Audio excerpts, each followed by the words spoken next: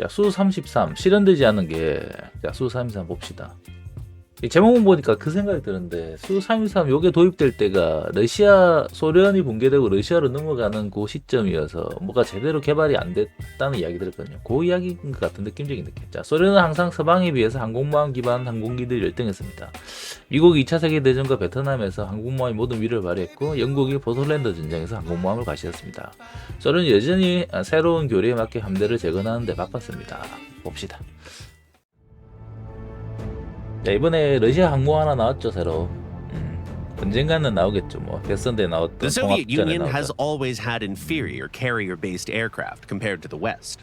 While the United States used all the might of its aircraft carriers in World War II and Vietnam, and the United Kingdom showcased theirs during the Falklands War, the Soviet Union was still busy rebuilding its fleet to fit its new doctrines.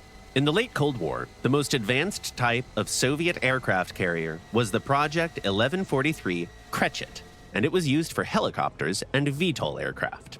The Soviets had also planned to build the Oryol 우리나라 독도함 heavy 같은 aircraft 느낌이네. carrier for fixed-wing aircraft, but the idea was eventually dropped.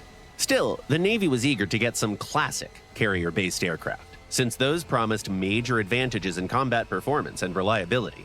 After some long deliberations, the Navy decided to create a symbiosis of two projects that originally had nothing to do with each other.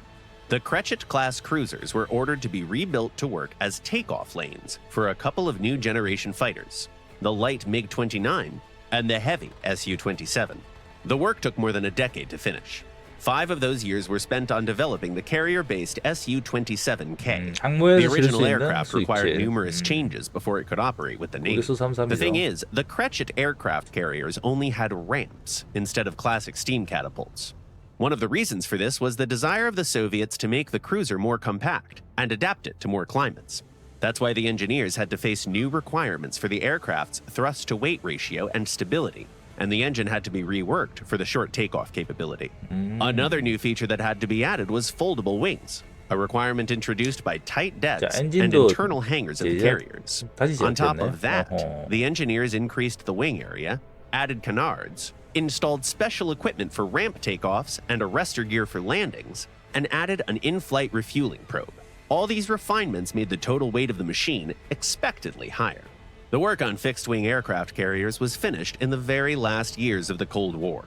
The Su-27K received the new name of the Su-33 and was getting ready to become the new major step ahead for the Soviet Navy. Compared to the standard Yak-38, it looked superior in pretty much everything. Its main competitor was the lightweight MiG-29K, a plane that couldn't boast any noticeable advantage in terms of operating costs and performance. The Navy finally got its hands on a multi-role carrier-based fighter that could face the challenges of modern conflicts and showed a balanced performance with no exorbitant price tag. The future looked pretty bright, but the Soviet Union soon collapsed. 아, 맞네. 아까 제가 말했던 게 맞네. 그 개선도 잘했고 장비도 나쁘지 않았는데 and the few produced 나라가 망해버렸어. Su-33 fighters had to linger aboard the Admiral Kuznetsov aircraft carrier.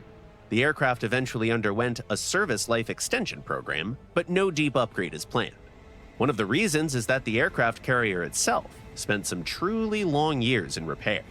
With the introduction of the Su-33 and the Yak-141, the Soviet carrier-based aviation seemed to have finally breached the barrier between hopes and reality. But the Soviet Union failed to make the last step. Where the Su-33 is doing much better, though, is in War Thunder. Its main difference with the ground-based version is 2 extra hardpoints that you can use to increase the number of R-27ER missiles. As for the rest, it's the same heavy, reliable fighter that can defeat pretty much any opponent it can face. 카나다가 달려서 좀 더 기동이 좋을 거라 생각했는데 그러니까 선회전 해보신 분들 말은 뭐 비슷하거나 조금 더 안 좋을 수 있다 그러더라고요. 저는 그냥 뭐